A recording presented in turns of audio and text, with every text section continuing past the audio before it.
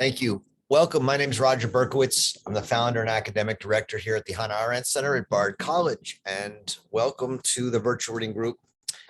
We are continuing our summer reading. I hope you're enjoying it. It's the book, The Last Interview, by 4 interviews by Hannah Arendt, all taking place fairly late in her life. This is an interview done by a German journalist, Adelbert Reif. He ends up, I think you can tell at this point in his life, I think he's fairly young. He's on the socialist side of the spectrum. He ends up being a member of the more conservative CDU later in his life. I'm not sure. I don't know that much about him. Just looked a little bit up, but maybe other people have insights that they can share. He's largely asking questions that come out of Hannah Arendt's essay on violence, one of her more, I think one of her great, but more famous and sometimes controversial essays. And you'll see he brings up a lot of the controversy that grows up out of that essay. This interview is also published in her book, Crises of the Republic, the last essay in that book. And I think for good reason. And it's one of the more widely read of her interviews. And it really does go to the question of revolution and politics today, politics and revolution, and to what extent revolution and politics are possible today. How can we bring about a new politics? And some of her more speculative ideas on that are raised in this, especially in the last 4 or 5 pages, where she talks about the council system in as much detail as she has almost anywhere else, which is not to say much detail. The council system is a system of government that she talks about throughout her life. It's clearly important to her, and one of the one of the ideas that really excites her. And yet, interestingly, she's not a practical political person. She doesn't go and try and start a council system. So we'll talk a bit about that as we get to the end.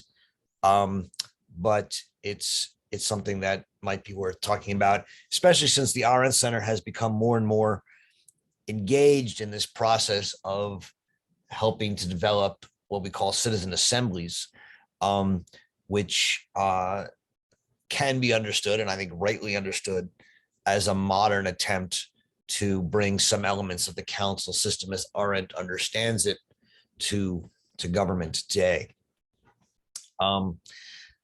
Great. Just a quick PR announcement before we begin. Starting on Sunday, many of you will start being bombarded for 10 days with emails from the Arendt Center because it's our annual summer membership drive. I apologize for the bombardment. I hope you'll enjoy some of it. But it is time, if you haven't, to renew your membership, and by which, members are welcome in the virtual reading group, and you guys use your benefits of membership more than others. So if you haven't renewed your membership recently, this will be a time to do so, and then excuse the bombardment of emails. But there'll be a lot of fun things coming your way, and some interesting opportunities, as well as a new print, 50 copies of which we're going to be offering through certain memberships, by the artist David Shore of Hannah Arendt, which I'm very excited about. It's a limited edition, and very excited to be doing that. In any case, that's the end of the PR announcement. Let's move on to reading Arendt's interview here. So the interview begins with Adelbert Reif asking her about the student movements from the 1950s and 60s. This is an important part of the interview, and and I think for those of us who are professors, it's also quite relevant today because there is an extraordinary politicization of students going on today in ways that may or may not be helpful. And I think some of what Arendt says here will be important and thoughtful in helping to understand the ways in which the student movements today can be positive or not. So she begins and says that on the one hand, what she finds that is really distinguishes the student movements of the 50s and 60s, and that she finds incredibly positive, is its determination to act, right? Its joy in action. So on page 71 of your interview here, and if you're by any chance you're, well, 71 of the interview here, it's also at the beginning of the Crisis of the Republic. It says, she says, the basic question is, what really did happen, right? What happened in the student movement? And she says, as I see it, for the first time in a very long while, a spontaneous political movement arose, which not only did not simply carry on propaganda, but acted, and moreover, acted almost exclusively from moral motives. So it's the joy in action that she found deeply meaningful about the student movements. The fact that they acted and not just engaged in propaganda. She says, little couple paragraphs on, this generation discovered what the 18th century had called public happiness, which means that when man takes part in public life, he opens up for himself a dimension of human experience that otherwise remains closed to him, and that in some way constitutes part of complete happiness. So for those of you who've read, any of her book on revolution, you'll recall this discussion of public happiness, and here what she's saying is that the student movements were important, and what really happened in the student movements is that they opened up this idea of public happiness, that part of what it means to be happy for a human being. And this is something that I think distinguishes human beings from animals in Arendt's view. It also relates to her view of human rights, right? Which is that human rights don't mean the right to live, but human rights mean the right to be human. And part of that is to act and speak in public in ways that matter. And she says what the student movements did in their joy in acting, and what they really accomplished in their joy in acting, is that they reminded themselves that part of being happy is not simply being rich or successful or to live long, but to be meaningful, to live a meaningful life in public, to be heard and listened to, and that's part of what, and that's the main thing she finds positive in the student movements of the 60s. There are others. So she names a bunch. She says doing away with certain racist laws in the South, she says, was very positive. She thinks that the free speech movement and the anti-war movement, which became part of the student movement, were very positive. She says that the solidarity with university employees when students saw that they were embracing their university against the administration and arguing that the employees should have a certain income, she says was positive. She says that when the students demanded time off to join election campaigns, and thus to be recognized that they were not only students, but also citizens, she says that was also very positive. She says that they acted out of moral motives. And she says that was positive. That was something new, although not as new as Ernst Bloch says. She says it's happened at all revolutionary moments in history.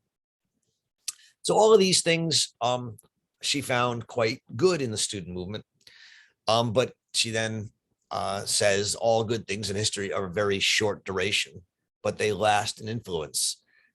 And she offers the example of classical Greece, which again lasted very few years, but has had an enormous influence. And so clearly the student movement is something that she finds quite meaningful and to have had important outcomes.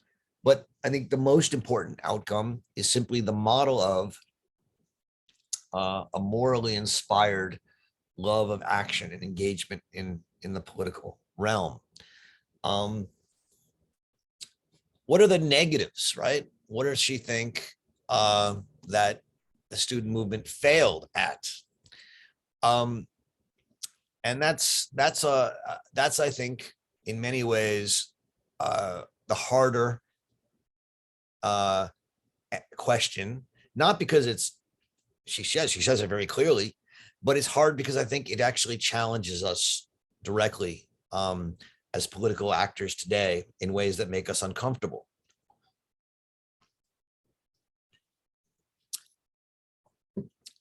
She says that the prerequisite for all revolutions, for all real political change, revolutionary political change, is the loss of power and authority amongst the establishment. This creates what she calls a revolutionary situation. But not all revolutionary situations lead to revolution or political change. They can lead to counter-revolution, and they can also lead to anticlimax or nothing. It's very clear that she thinks already in the 1960s and 70s that the United States and many Western liberal democracies were in a revolutionary situation. I think it's undoubtable that we are today. The loss of faith, the loss of power, the loss of belief in the institutions of our time is palpable and is obvious, which means that the power that holds up Western liberal democracies has largely dissipated, and they are unable to inspire and govern in ways that brings energy and engagement by the populace. But that doesn't mean a revolution will happen. It could be a counter-revolution, the rise of dictators and authoritarian figures. It could be that it muddles along an anticlimax. She says on page 74 in this text, at the moment, one prerequisite for a coming revolution is lacking, right? We have a revolutionary situation, but one prerequisite is lacking. And I think this is one of the more important insights in all of her writing around the question of political change, and needs to be taken seriously. And yet it's very difficult. What is it that's lacking? She says, what's lacking is a group of real revolutionaries. The revolutionaries are those who know when power is lying in the street and when they can pick it up. Armed uprising by itself has never led to a revolution. Nevertheless, what could pave the way for a revolution in the sense of preparing the revolutionaries is a real analysis of the existing situation, such as used to be made in earlier times. What does that mean? A real analysis of the existing situation. That's on page 75. She says, look, people back in the day of good revolutionaries, real revolutionaries, they made analysis. They made a real analysis of the existing situation. They didn't always get it right, but at least they tried. Today, she says, we don't even try. We're stuck in theoretical sterility and analytical dullness, she says. We riot and we shout, but we don't organize anything. We still continue to use obsolete concepts from the 19th century. And we end up with what she calls on page 76, a culture of despair. This this conversation, which is a difficult one, and I hope we have and continue during the conversational time afterwards, the Q&A and conversation, is, I think, the core of what Arendt's critique of modern political movements is, that they get caught up in ideologies, they get caught up in movements, they get caught up in obsolete concepts, and they don't actually address the real problem. The problem is power has dissipated. It's lying in the streets, ready to be picked up. What do you need to pick it up? You need power. You need to create and mobilize power, which means you have to understand what it is that people want and will make them act. And that means you actually have to offer them something meaningful. You have to offer them meaning. And that's what real power would require to create a revolutionary situation. Reif asks her if capitalism and Marxism are the only alternatives, and you can almost hear the exasperation in her voice. These are exactly the kind of obsolete concepts that she thinks hamper revolutionary thinking. She says, look, these aren't the only two alternatives, and there's no alternatives. These are concepts. And she goes into a long, I think, and quite interesting critique of both capitalism and socialism as both engaging in and being driven by the process of expropriation, the disempowerment of the people. Capitalism expropriation began without military conquest. It expropriated the land from the peasants and the serfs. It made them into wage laborers. And in making them into wage laborers, taking away their property, taking away a place in the world where they could have security and freedom, capitalism made them dependent upon both capital and the state for their protection. Socialism does much the same thing. It takes away any organizing potential from the working class and makes them propertyless, powerless, and dependent upon a state bureaucracy. So on page 81, she says, all our experiences tell us that the process of expropriation, which started with the rise of capitalism, does not stop with the expropriation of the means of production, namely socialism. When you take away the means of production, you give them to the state. The only way, she says, to stop it is through legal and political institutions that are independent of economic forces and their automation, and can control and check the inherently monstrous potentialities of this process. So both capitalism and socialism, she says, lead to the disempowerment, expropriation, and precarious powerlessness of the people. And what you need is a legal system. And what protects, she says on page 82, what protects freedom is the division between government and economic power and a legal system. Our problem today, she says on page 83, is not how to expropriate the expropriators, but rather how to arrange matters so that the masses dispossessed by industrial society and capitalist and socialist systems can regain property. So here's a few pages in which Arendt makes a claim that has frustrated many of her more leftist readers, right? In which she says that giving individuals property where they can have a place in the world of freedom, a place protected legally from the interventions of the state or of businesses and corporations, is the best way, at least in the present world, to preserve freedom and autonomy.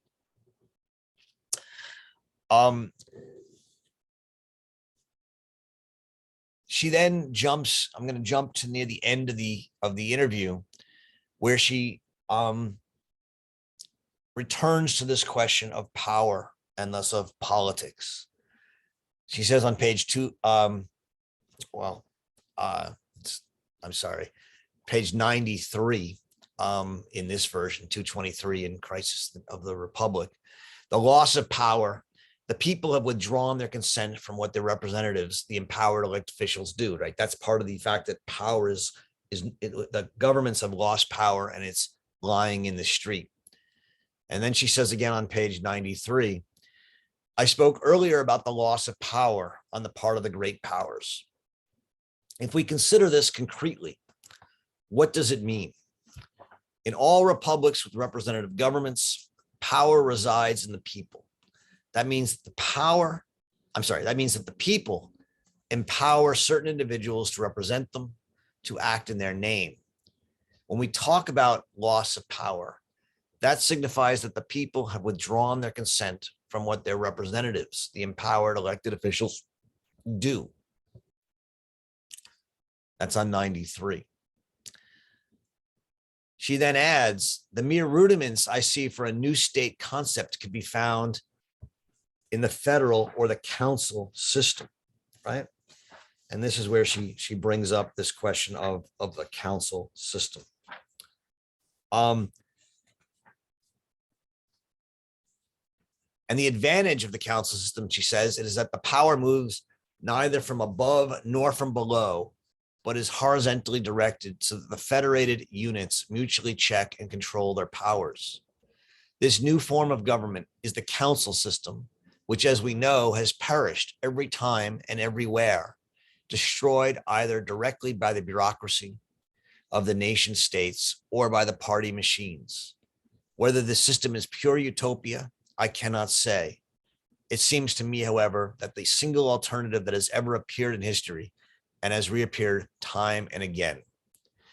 So, what page is that? What page is that? That is on page 102. Or actually, there's a couple places it's on. She says on page 102, this new form of government is the council system, which, as we know, has perished every time and everywhere, destroyed either directly by the bureaucracy of the nation state or by the party machines, right? Whether this system is a pure utopia, I cannot say. It seems to me, however, the single alternative that has ever appeared in history and has reappeared time and again. She says on page 104, the councils say, we want to participate. We want to debate. We want to make our voices heard in public, and we want to have a possibility to determine the political course of our country. Since the country is too big for all of us to come together and determine our fate, we need a number of public spaces within it. I want to focus on that idea. We need a number of public spaces within it. The booth in which we deposit our ballots is unquestionably too small, for this booth has room for only one. The parties are unsuitable, she says. But if only 10 of us are sitting around a table, each expressing his opinion, each hearing the opinions of others, then a rational formation of opinion can take place through the exchange of opinions. So the council system, right, which she argues, emerges spontaneously over and over again in history. And her examples are the speaking councils in France during the French Revolution, the town hall meetings in America in the colonial period and into the early United States, the Soviets during the Russian Revolution in 1917, the workers' councils in Hungary in the 1950s. All of these different emergence of councils and others, she says, show a kind of spontaneous desire and ability for the people to organize and talk and engage in politics. And what you need, she says, are spaces in which people can come together and speak like this. So in On Revolution, she says that the greatest mistake made by the founders of the US Constitution was that even though they based the Constitution on the principle of federalism, on the principle of division and multiplication of many powers, not only the division of power amongst the three branches of the federal government, but the division of powers amongst the states and the federal government. And she says the principle was that you create a government not based on sovereignty, where there's constantly new and different power structures emerging and creating. But that was the beauty of the American Constitution from her point of view, the principle of federalism, the principle of non-centralization of power. But the mistake they made was that they only created in the Constitution two real levels of power, the federal government and the state's government. It's called dual federalism. And over time, what that has meant is that there was no actual constitutionally required or guaranteed space where people could come together and talk, act, think, debate, deliberate. And the result is that those places that had existed, the town hall meetings, the counties, the debating societies, they ended up fading because they had no power. Because, in fact, as the Supreme Court said in the 1950s, this county governments, local governments, city governments actually have no power in the United States system. If the state wants to take away all power from county government, it can. If they want to dissolve all the county parliaments and all the city parliaments, the state can do that, because there's no guarantee of power on local level in our Constitution. And she says that was the great mistake the Constitution made. I don't want to get into it now. We can come back to it in Q&A, but the conference we had last year at the Hannah Arendt Center on citizen assemblies, right? This idea of bringing in randomly selected citizens to be part of an assembly, like a jury, that will deliberate over time, not just state their opinions, but listen to each other, and then bring in experts, talk to them, and seek to, over weeks or months, come to a kind of compromise solution that can then be proposed to a state or a county or a local or federal legislator. These citizen assemblies are a meaningful attempt, I think, to provide the kind of space, she says, where students can participate. And just like Tocqueville, in a way, in a line that Arendt found very meaningful, said that the most important institution in the American democratic system is the jury. Not because the jury makes right decisions, but because the jury is the institution that trains people, randomly selected people, to come together, talk, and think not from their own personal perspective, but to elevate them to the perspective of a judge. And it trains them thus to think from a public perspective, to put aside their personal interests and try and do what is right. Similarly, council governance, and I think citizen assemblies, to the extent they're used, are a chance to retrain people in the habit of political deliberation from a public perspective. We just had following up on the conference we had on citizen assemblies in October of last year. We just had a workshop up at Bard where we had 40 local government officials from across the United States there for 3 days, learning about citizen assemblies by some of the leading internationally and national leading figures in citizen assemblies from around the country. And it was inspiring. It was exciting. And I can already tell you that out of that, local governments around the country are going to organize at least 4 or 5 citizen assemblies in the next 6 to 12 months based on this workshop. And I'm quite excited about that. It's one of the things we're doing. But this relates to this question of how to bring back this practice of participation, deliberation, and what Arendt would call small r Republican self-government. She says a council state, this is the last paragraph, right? In this direction, I see the possibility of forming a new concept of the state, a council state of this sort, to which the principle of sovereignty would be wholly alien, would be admirably suited to federations of the most various kinds, especially because in it, power would be constituted horizontally and not vertically. But if you ask me how now, what prospect it has of being realized, I must say to you, very slight, if at all. And yet, perhaps, after all, in the wake of the next revolution. All of which is to say that if you go back to what I said was the sort of core insight of the weakness of politics today, it's that people don't address reality. They get caught up in ideologies, they get caught up in concepts, and they don't make a real assessment of the situation. They don't, therefore, mobilize power.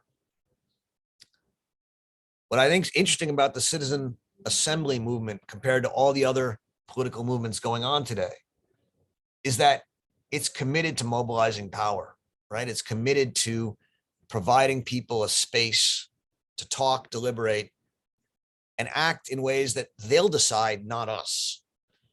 And to me, it's probably the most potent and positive and optimistic movement going on in politics today. So, and I think it has deep Arendtian roots. All right, I'll stop there. You guys know the drill. If you want to engage in conversation, there's two ways. One through the chat, which I will largely not be moderating, but be respectful and engage it with each other. And then you can also go to the reactions button down at the bottom of your screen and click raise hand and raise your hand, and I will call on you. I know it's the height of summer. People are boiling around the world, and probably a lot of people are out doing other things than reading Arendt with us. But we do have a nice group. Look forward to the conversation. Bob, you're up. Thank you. This was an incredibly interesting interview. It's so many insights. And as a banker for 45 years who has visited a number of so-called socialist countries, I think she's exactly correct about the alternative between capitalism and socialism being false. However, she does make one major mistake here, and that's on page 70, where she attributes Harvard and students from other famous Eastern universities as being crucial, or how does she put it? The immediate cause. The first to join the civil rights movement. That is not the case. The first to join were from historically Black colleges and universities, Stokely Carmichael out of Howard, and some other students out of Fisk and Moorhead and other places were the ones who started SNCC and the sit-ins. And I think that's very important to note, because this is a major issue in the history of the civil rights movement. That's great. That's an important note. And I take it. I don't know the history as well as you do. So, and clearly you know it better than she did. I think I didn't really talk about her comments on race here, which are important and are controversial. I think Arendt on race has become more and more talked about and highly criticized in some ways. And I think this kind of oversight that Bob just pointed out is one of the reasons why. She does make some very interesting comments on race later in the text. I think mostly about her critique of Northern liberals and the way they seek to mobilize the race issue, largely on the back of whites, poor whites. This is a point she makes in a number of her essays and speeches in the 60s and 70s, and might be worth us talking about at some point if people want to. But that's helpful. Thanks, Bob. Jerry. Roger, can you hear me? I can, Jared. It's great to hear your voice. Good. Nice to be here. Roger, this is not the text maybe where Arendt addresses directly the question of sovereignty, but as you were talking, I could not help but think of that question. And she does, in a sense, allude to it here when she distinguishes between supranational and international power. The question of sovereignty, it seems to me, is inherent, tied to the question of sovereignty. And it seems to me that there is well, on the one hand, sovereignty in our political discourse today seems to be unquestioned. Everything is under the notice of the sovereign state of this, that, or the other. And yet it seems to me that all of Arendt's conditions for the generation of the actualization of the potentiality of power in politics are anti-sovereignty. That is, that the notion, the very idea of sovereign power is, I believe, a contradiction in terms for her ultimately. But I wondered if you cared or would address a little bit about your feelings about what you think about sovereignty in practical everyday politics today and the mess we're in. Thanks, Jerry. So as you know as well as anyone on the call, Arendt really, I mean, she says in On Revolution that the sort of greatest contribution of the American form of government is the complete abolition of sovereignty. And what she meant by, yeah, go ahead. Go ahead, Jerry. And yet today, that is not true. We don't talk about sovereignty comes out of the president and everybody else's mouth all the time. Exactly. Well, I mean, she says that was based in this federalist principle, and she thinks we've lost. I mean, you know, the whole premise of the last chapter of the book on revolution, called "The Lost Treasure of the Revolution," is the lost treasure of Right. of that decentralized spirit of government that she saw as at the very core of the American idea, the American political experience. And so what leads to that? I think a couple of things. One is the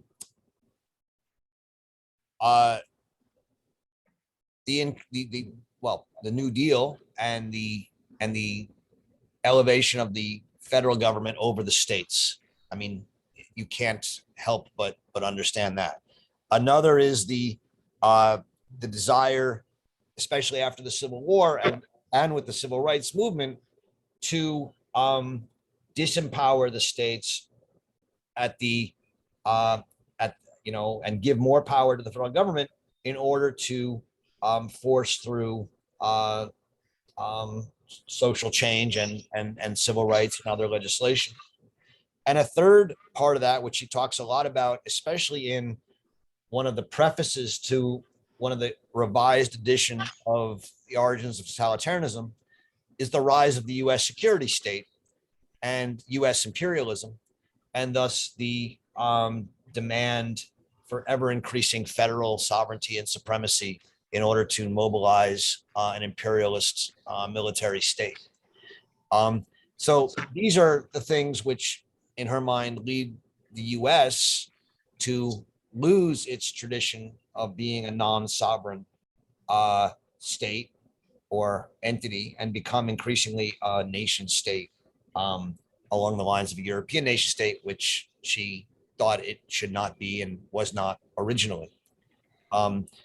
At least that's how I understand her reading of the end of sort of the, the lost treasure of the American Revolution. She speaks throughout her life about these council systems as a kind of non-sovereign federated structure, as an alternative to a sovereign political structure. And as she says at the very end, is this possible? Well, it's a very slight possibility. And yet, and here's my speculation. I mean, she never says this directly, but when she says that the problem with politics of revolution today is that we have no real revolutionaries because they don't do a real analysis of the situation. This is my reading of her. I don't know if it's right. This is my speculation. They're too concerned with the social question. They're too concerned with communism. They're too concerned with capitalism. They're too concerned with identity politics today. What they're not concerned with is the real issue, which is the disempowerment of the people, which is the complete becoming sovereign of the state. And I think what she's saying is that if you really wanted to analyze the situation today and provide a meaningful political ideal that people could get behind,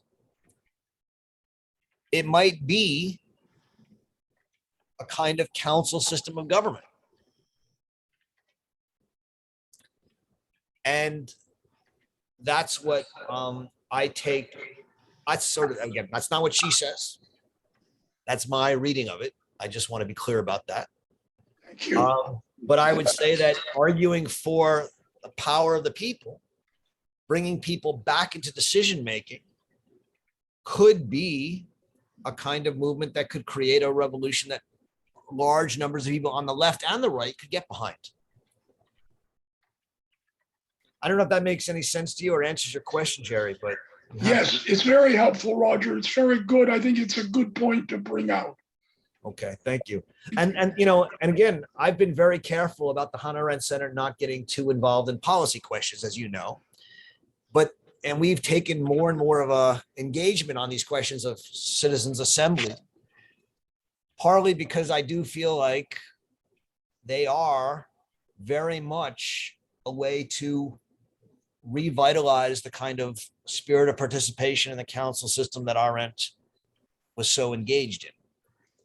And that's why we've become more and more engaged in this citizen assembly world.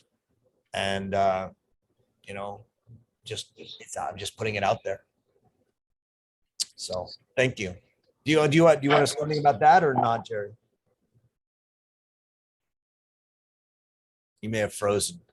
All right, Susan. I'm going to take the bait about this statement of hers that we're lacking revolutionaries, and it just, having been part of both the anti-war movement and the feminist movement, and not an ideologue myself ever, I really take exception to this her assumptions about what was going on. Granted, there were hard leftists, and I knew them and heard them, but what really upsets me or disturbs me is that if power were lying in the street and they knew it was lying there, they wouldn't know what to do and so forth. I just find this sort of a purist perspective, and certainly in the feminist movement through consciousness raising groups, we were absolutely trying to empower women to talk to each other and raise these issues and hear from each other and do it in small groups. So I just have to take exception to this broad stroke that she makes about what was going on. Okay, thanks, Susan. I mean, I'm not sure that you and she disagree where you think she and you disagree. I mean, she says that the anti-war movement was a great success. She says the civil rights movement was a great success. I think she would probably think the feminist movement was a great success. I think her point is that none of these movements became revolutionary movements that sought to remake or rethink our form of government. They were successful in mobilizing for particular aims, right? Civil rights, feminist, women's rights, anti-war, etc. But when they reached beyond that to something bigger, they all failed. They all fell apart. None of them could take their successes and lead to a reimagining and rethinking of politics that would be revolutionary. Yeah, they revolutionized some culture, they revolutionized some laws, they did that, but they didn't get further. So I don't think she would dispute what you said were the successes of them. I think she articulates that here, says they were very successful. I just think she thinks they couldn't, none of them could do what a political revolutionary movement has to do, which is speak beyond one particular set of interests and speak to the people as citizens outside of their race or gender or war opinion or other thing like that. Is that so? I mean, Okay, I take your point. okay. All right, thank you. Stephen. Yes, thank you, Roger. I'd like to continue the discussion about citizen assemblies and also learn more about your work on this issue. You referred to de Tocqueville with regard to juries. Well, de Tocqueville also wrote about the remarkable phenomenon in America of ad hoc organizations. And that's something you see in so many areas of life. And just to give a small example, I live in Berkeley. We have many organizations that are dedicated to parks and public spaces. And there are coalitions of these, and they have some influence on the city government. And so in many fields, and of course with affordable housing, there are ad hoc organizations working on that. And and ad hoc organizations that join coalitions. So this spontaneous process that Arendt observed in the council system at the level of national government during revolutionary situations, this is something that is still happening, I think, on many levels. And I'd like your thoughts about it in relation to the work you've done on citizen assemblies, and especially the meeting you had with government officials about the relationship between existing citizen organizations and government. Thanks, Stephen. Yeah, no, you're absolutely right that for Tocqueville, juries, the reason Tocqueville focused on juries when he did is because juries are constitutionally required, right? Whereas ad hoc organizations and town hall meetings are not. He wrote a lot more about town hall meetings than he did about juries. He thought they were the spirit of democracy. It comes out of the townships, he said. He also talked about the importance to the United States of the spirit of gathering together in ad hoc organizations and engaging in politics. But none of those were constitutionally protected. And as a result, they could be disempowered by the government. And so, and that's what she thinks has happened over time, right? Is that, yeah, we still have ad hoc organizations, we still have town halls, we still have town governments, we still have city governments. But increasingly, they have less and less power. Why? That's an interesting question. She doesn't really write about that. I have my own theory about that, and it largely comes down to money. Follow the money. If you look at what's happened in local governments over the last 100 years in the United States, local taxes are reduced. Services are outsourced to state organizations, and therefore local town governance has less and less power over their garbage collection, their schools, their police, or anything else, because it's all paid for by the state. And if the state's going to pay for it, or the federal government's going to pay for it, they're going to put conditions on it. They're going to tell you how you can do it, and you lose your authority or your power. And when you lose your authority or power, and then you tell people, well, you should come to our meetings and talk about our budgets and talk about our schools and talk about our police and talk about our fire removal, and people come, and then they realize we actually don't have any say on this because it all comes down from the state of the federal government. And so people learn that they've been disempowered, and they just disappear and shut up. And I think that's a big part of what has happened. So, whether citizen problem, citizen assemblies have the same problem. They're not in the Constitution. They don't fit in the structure. And yet what they do offer is a way for people to come together, deliberate, engage in political dialogue and deliberation, and make recommendations. And if you can have them, if you can have government entities, where they be city governments or county governments or town governments, or even state or even the federal government, say they're going to listen to you, well, then these citizen councils, these citizen assemblies, citizen juries, whatever you want to call them, actually have power.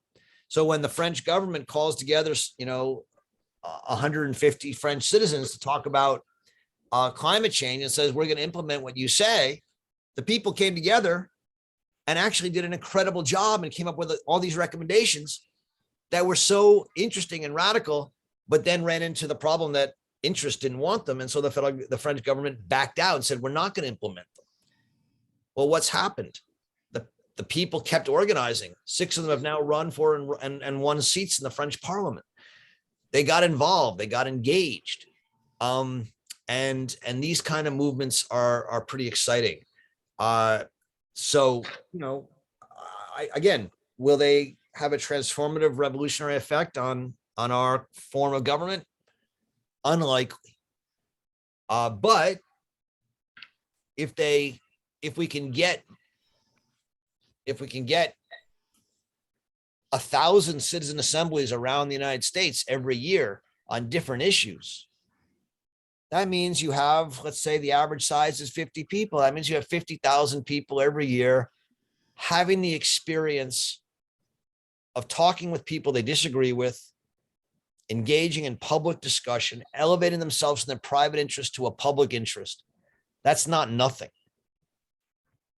That's about restoring the public spiritedness of the population and restoring to them the idea that they actually are citizens above their own particular interests. And that's, to me, the real power of the citizen assembly movement. Roger, let me give another kind of example that's perhaps more powerful than the one of parks and public spaces, because many communities are faced with catastrophe due to climate change related phenomena. And, I have a film about mega fires, and what we've done with it, besides broadcast, is use it to convene citizen groups in localities that have either experienced catastrophic wildfire or are threatened by them. And all of a sudden, people who think that their private houses are safe and that the fire danger comes from a cigarette on a bed realize that it can come from the outside and can affect whole communities. And this is something that makes people address the transportation infrastructure, the emergency signaling, the topography where they live. All of a sudden, people who have been private citizens suddenly realize that they have something in common with those whose politics may be very different from theirs. And this has happened mainly in California more than 400 times. And I think that the vulnerability people have to catastrophic events that government is not addressing creates an opportunity for citizen assemblies on a scale that we haven't seen yet. Yeah. Stephen, thank you. I mean, all I'll say is, and I think what you're doing is fantastic, and I think that sounds great. The advantage a citizen assembly would bring versus simply an ad hoc meeting where people come who are interested is that it's going to bring people, some of whom are interested, but some of whom have no interest in it, who wouldn't come otherwise. And that's going to expand the perspective of the gathering. And this is the beauty of ad hoc organizations is that they bring people in as advocates as in politics. But the problem with them often is that they are often driven with a particular advocacy in mind or an idea in mind, and they don't end up being what I call an incubator of the public spirit. They are an incubator of getting this our idea or our advocacy idea forward. And so when we were having this workshop, we had a number of people from the New York City government there, about 8 or 9 actually.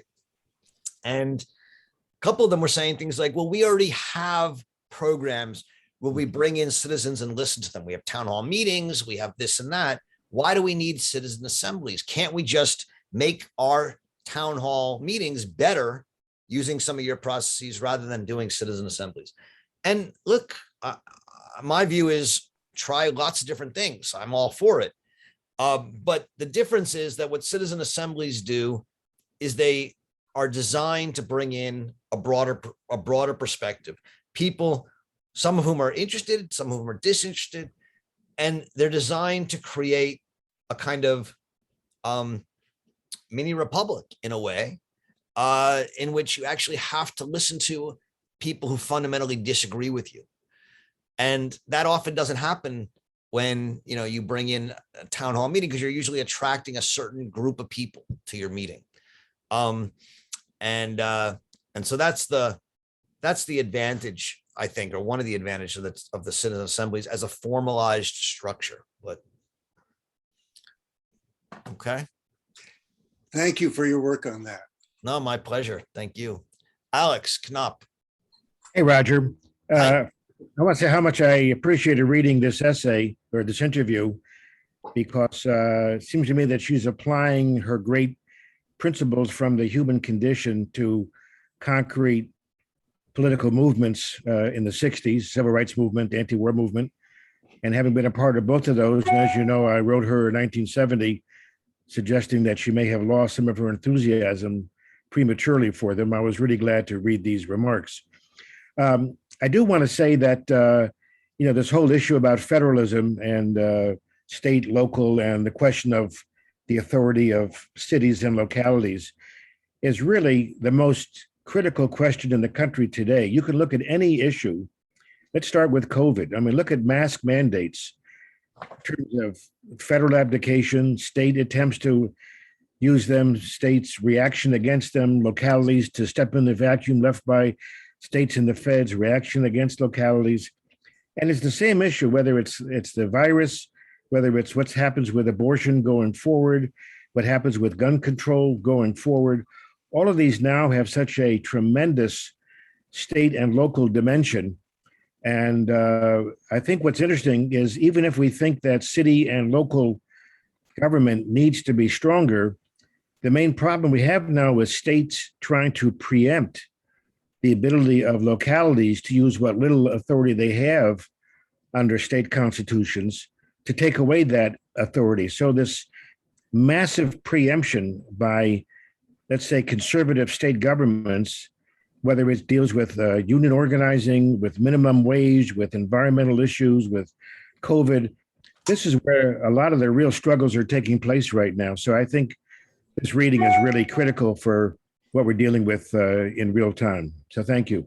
Thanks, Alex. I think you're right. I will say that I find that people change their tune on this depending on what issue they're talking about, right? So, Trump just said the other day in a rally, that if he were president next time and states or localities tried to do things that he didn't like, he would just prohibit them from doing it. So, at times the right is in favor of local governments, and at times the right is in favor of sovereignty, and it depends on the issue, right? The left seems to be, the left was in favor of localities having to follow public health laws when the left was in power in the states, but largely against it when the right was in power in the states. And so we have to remember the basic insight of Tocqueville, which is that democracy comes out of the spirit of the townships, but it's often uncouth and barbarous democracy.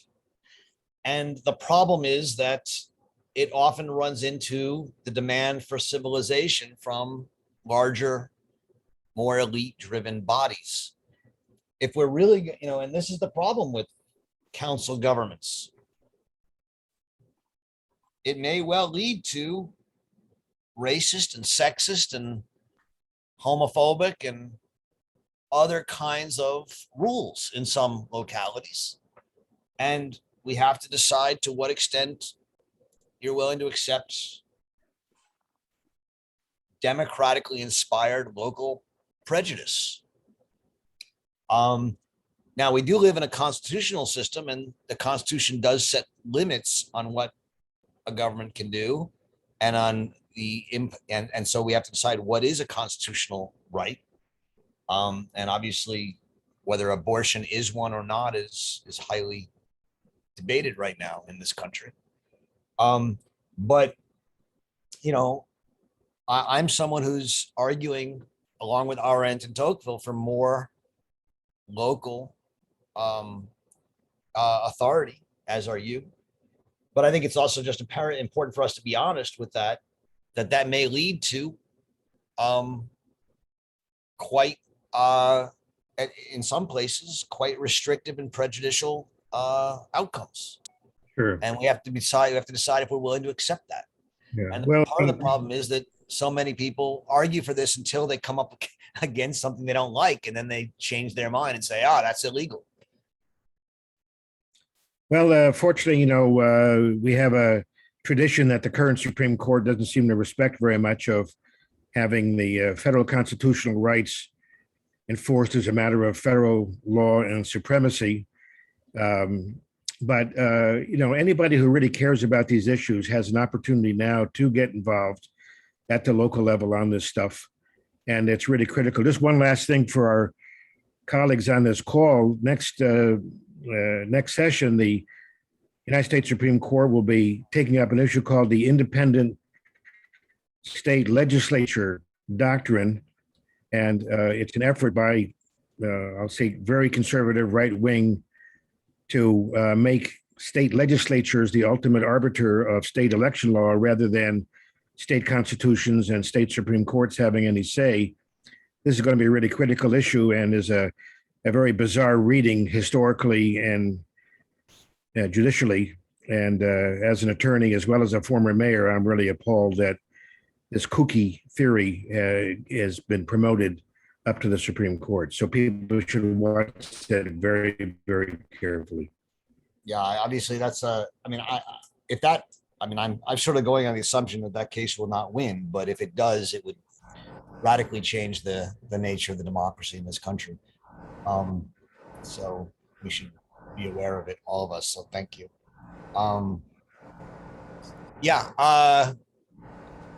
Candace. Hi, thank you for this opportunity, Roger. I think she said something about there being so many absurdities, it's hard to pick first place. And so many issues in present time are running through my mind. I sat on a jury and there were so many items that were botched. And I was the one who kept voting that we needed to come back an additional day to deliberate. That happened 3 days in a row. By the third day, they had to bring a security person into the room because other jurors were threatening me. And I had to be escorted to and from my car. We finally reached our decision, and eventually I got a personal note from the judge thanking me because he almost never sees that.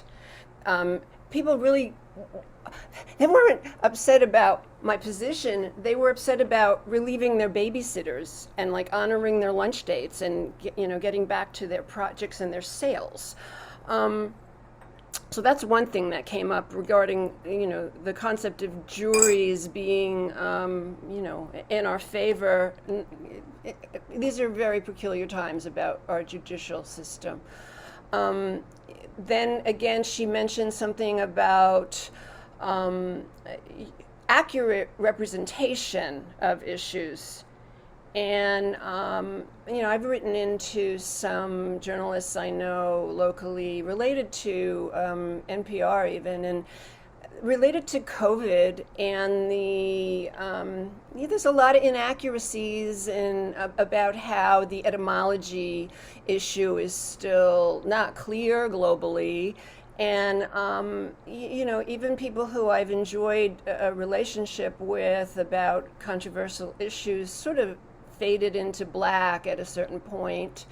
The avoidancy tendency is so fierce. I think she also mentions that the closer you are to a violent situation, the more the revolutionary urge may develop, and be acted upon. I wonder how politicians who were in the Capitol on the 6th of January might be going through an extreme, inner change of their understanding of what their constituents live with all the time. And, I'm in the music industry, and, and I write about loaded issues in my music, and even some of my collaborators, and a lot of it is based on like where people's histories are and how much courage they have to, interrupt the avoidant noise. There's just a lack of people's capacity to stand up because there's so much fear. And then lastly, I was doing some lobbying relative to affordable health care, and a group of us had an appointment with our senator, and when we got to the building, we were told that you don't have an appointment. And we were like, no, we do, and people check their appointment logs, and we called a journalist who took notes and never wrote the story up. So the overwhelming forces that need the revolutionary spirit, how do we increase that? So Candace, there's a lot in what you said, but and it's not, but I think I can distill it. You can tell me if I'm wrong, right or wrong. Thank you. As saying there's just a real profound frustration amongst you and many people that your voices are not being heard, that the system doesn't allow, that whether it's a journalist on NPR or a senator in the building or whatever, people's voices are not getting through. And That's why I write and sing. that's why you write and sing. And so all I'd say is yes, I think that's part of what Arendt means by this sense that power is lying in the streets. I think the experience you're having is the experience that people on the left are having around the country, but also the experience that people on the right have had for the last 50 or 60 years, a feeling of not being listened to, of trying to say what they believe and being shut out of the discussion. And the result is a complete, a gradual feeling that the government, the institutions, whether it's the courts, the media, doesn't listen to us, is controlled by a group of people that don't understand us and our issues, and therefore is illegitimate. That's the revolutionary situation that Arendt says, we're in.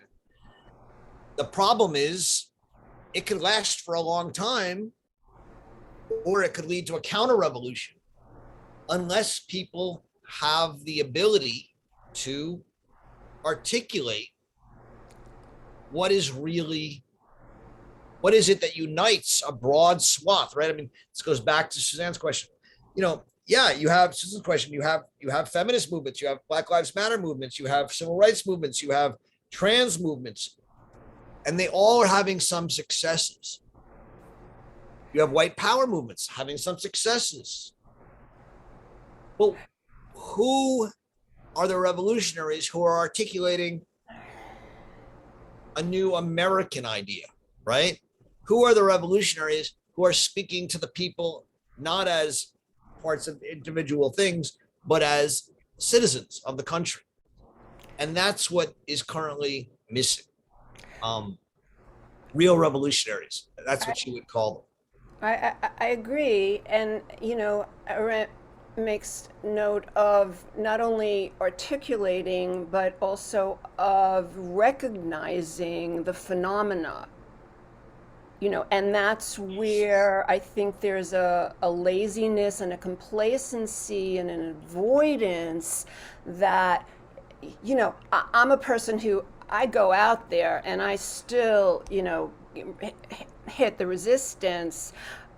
Too many people don't even perceive the enormity of this. And in closing, I attended a graduation service virtually of a college, and a Democrat senator ran the proceedings, and he closed it by saying, well, students, now that COVID's over, blah, blah, blah, blah, blah, blah, blah, blah.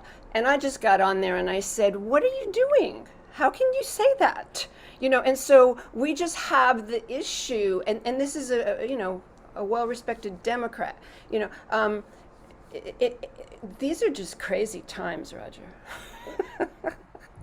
They are indeed. Thanks, Candace. I appreciate it. Thank you. Ignis, you're up. Yes, I do really appreciate this interview, and I think it has a couple of interesting points to it. And what struck me most is, and I'm totally agree, when she says on page 79, it is always the same old story, being taken in by every catchword, the inability to think, or else the unwillingness to see phenomena as they really are, without applying categories to them in the belief that they can thereby be classified. It's just this that constitutes a theoretical helplessness. And I think that's what we see so many places. And I see it often in the university where I worked, and I work in the administration though, but absolutely. And what she then goes on, what fills me with such misgivings is that I do not see anywhere people of this generation recognizing reality as such and taking the trouble to think about them. And I think this is a bit of the problem, because we're kind of stuck in the categories that are established in other times. And then we try to put our reality into this. But you know how the world are changing. It's in such a fast pace, and absolutely it's different than it was just for 10 or 20 years ago. So we need to think from experiences here and now. We need to think about what is actually going on. And I also like very much what she says about this economic system and expropriation. And I think this goes in a bit together, at least in my head now. And she says, among other things, that all our experiences, as distinguished from theories and ideologies, tell us that the process of expropriation, which started with the rise of capitalism, does not stop with the expropriation of the means of production. Only legal and political institutions that are independent of the economic forces and their automatism can control and check the inherently monstrous potentialities of this process. And in my view, this is one of the main problems in our time. We are kind of stuck into an economic system. Either you call it capitalism, as in our countries and Western country, or you call it state capitalism, as we see it in Russia and other countries. But it's two sides of the same coin, I think. And this is what's absolutely difficult to kind of view out of and come into something else. And as I put in the chat and a reference to a talk of which Yanis Varoufakis had. He's a political professor in political economy, and he was finance minister in Greece for some months. He was also on the left side in the politics. And he referred to a meeting where one of the German politicians said, and one special sentence, elections cannot be allowed to change the economic system. So my main concern in these days, it's the economic system, either on the left or the right. They are both stuck in the same kind of economic logic. So to me, what I see everywhere, at least, is that if there's any sovereign today, it's the economic system. And the great question is, how on earth do we get out of it? It's destroying our earth with the climate crisis. Absolutely, because we still think growth everywhere. And how can how can you come out of this with the economic forces so strongly in our society? And the politicians always go after what they said. In the end, it seems that like they always decide. So that was my point. And I think she has some really good thoughts about this that kind of have seen what's just being worse. So yeah, that was my. I appreciate that. I think it's, when you see it's, if you're a Democrat, right? Small d Democrat, and you defend elections, you have to defend, right?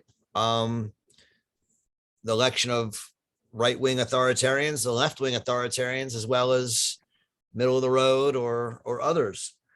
And I think that there are many, experts and people who don't believe that we should give over our military or our environmental or our economic system to the whims of very, impressionable voters. And I think, if you are a Democrat, you have to address that issue. Democracy, is a powerful but unstable regime, and it has been. That's what Plato taught us. It doesn't usually last very long. The United States was not imagined as a democracy. It was imagined as a Republican constitutional federal democracy, right? And those were all attempts to limit democracy through the Constitution, through federalism, through a kind of representation of elitism. And sort of, I think that kind of mixed form in some way is important. Our problem today, and I think it's the problem you're getting at, is that, you know, the people have largely been fully disempowered in much of our, in much of the world. And the question is how to bring them back in. And citizen assemblies are one idea, you know, plebiscites or a referendum are another. I think the advantage of citizen assemblies over plebiscites or referendum or even voting is that it leads to deliberation before you make a vote, rather than simply people voting on their opinions. And that's what I think we're missing in our society. So, but thank you, all good points. Yeah, I think I also appreciate very much what you do with this sortation and citizen assemblies. And I think it's a really good thing, because deliberation, that means that people are thinking on what's going on here and now. You have started questions about real issues, and you have people who are not absorbed into theories in the start. And that, I think, is a very good thing. Absolutely. So yes. And I have to say, I found it a bit kind of fun or interesting also that she thought that what functioned best is the so-called welfare states, whether they call themselves socialist or capitalist. And I have to say, to admit that I have been very happy lately that I live in a welfare state, so-called social democratic nation state though. But we are also stuck in the economic system here, sadly. But it has absolutely, I would prefer it before I would live in Russia or the US as they go on today. Absolutely. So, yeah. Thank you, Vigdis. We got about 5 minutes left, so I just want to get some other questions in. Joanne and John and James, I see your hands up. So let's try and get quick, try and be brief, and we'll get your questions in. Okay, as usual, I find things that I agree with in Arendt and also things I disagree with. Her remarks about the joy in action, I think is really profound. Unfortunately, sometimes the actors are people like the insurrectionists who wound up in the Capitol, who obviously were feeling a lot of joy in action as well. But one of the things I wonder about it, and Roger, I wonder if you could enlighten us, is her relationship with the Frankfurt School. Because when she talks about the new left, what I think about is Marcuse, who obviously was a German intellectual who wound up in the States. And she doesn't mention him, but he is the person that a lot of student activists look to for theory. And the other thing I think of, which she should have certainly mentioned, is that in 1962, when SDS was founded, it was founded on the Port Huron Statement. And I don't know if everybody listening has ever read that, but it's one of the most remarkable documents I've ever read. And it touts participatory democracy. Its ideas are very much along the lines of what you're talking about, Roger. So I don't know if it's a deliberate exclusion of new left theorists like Marcuse and others in the Frankfurt School, that maybe there's some underlying competition there between her and them, or whether she's just picking and choosing only certain things. So, I mean, look, any person is going to exclude certain things because no one can talk about everything. She had a very bad relationship with Theodor Adorno, who she disliked intensely, largely around the issue of Walter Benjamin. She and Benjamin knew each other in Germany, became very close in Paris. Benjamin, as you know, committed suicide on leaving, on trying to leave France to get into Portugal.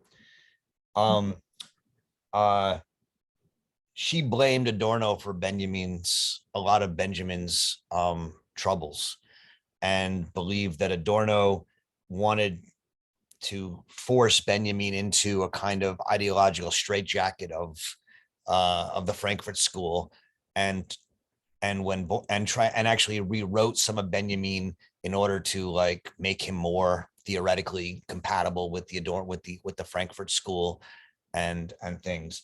And she had a huge argument about who was going to publish some of Benjamin's work, whether it was going to be him, the Adorno, or her and Gershom Scholem and others.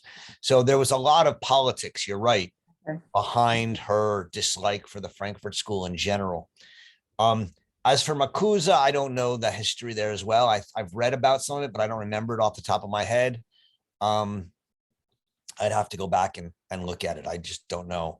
But you're right to sense some internecine conflict. And I'll leave it at that. But thank you. John, and then James. Roger, what fascinates me in this entire interview and in many regards your remarks, where do we is the issue of where do we go with citizen councils, and when the implementation of what is decided leads us back into the trap of expropriation. And what does this really mean in terms of, I mean, I sort of understand the words and the thoughts, but I keep asking myself, what does this really mean? And I think by that, as human beings, do we have the capacity to avoid the extremes, or are we constantly on a continuum that's sort of like a metronome going from one extreme to another? Yeah. How do we stay within that golden mean parameter that allows for these functionings? Can we do this? Does it mean that the human being does not have the capacity to do so?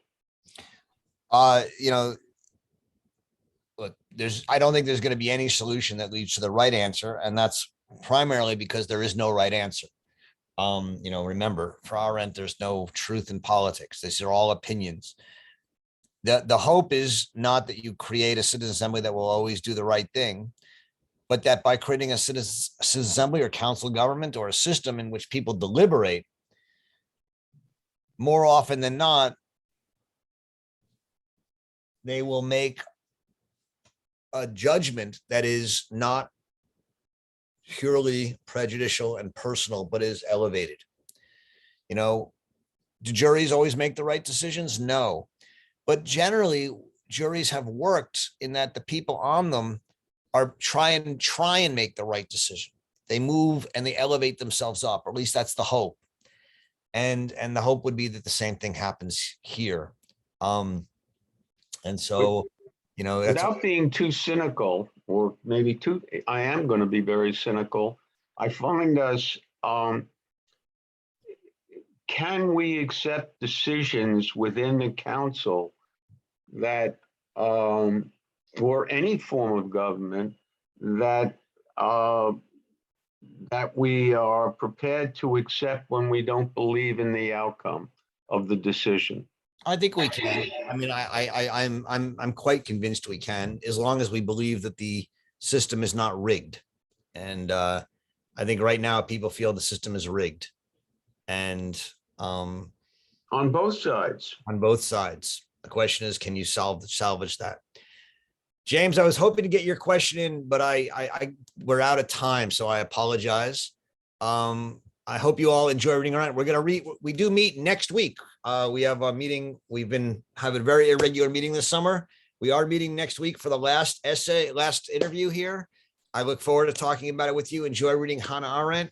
I apologize for the barrage of emails coming during our membership drive, but I hope you find some interesting things in them, and I look forward to seeing you all next week. Enjoy your week. Stay cool and enjoy reading Hannah Arendt. Thanks very much. Looking forward to the Thank you. barrage. Bye. Everybody. Bye. Gracias, Bye. Professor Roger. Bye. Chao. Gracias. Gracias. Thank you all.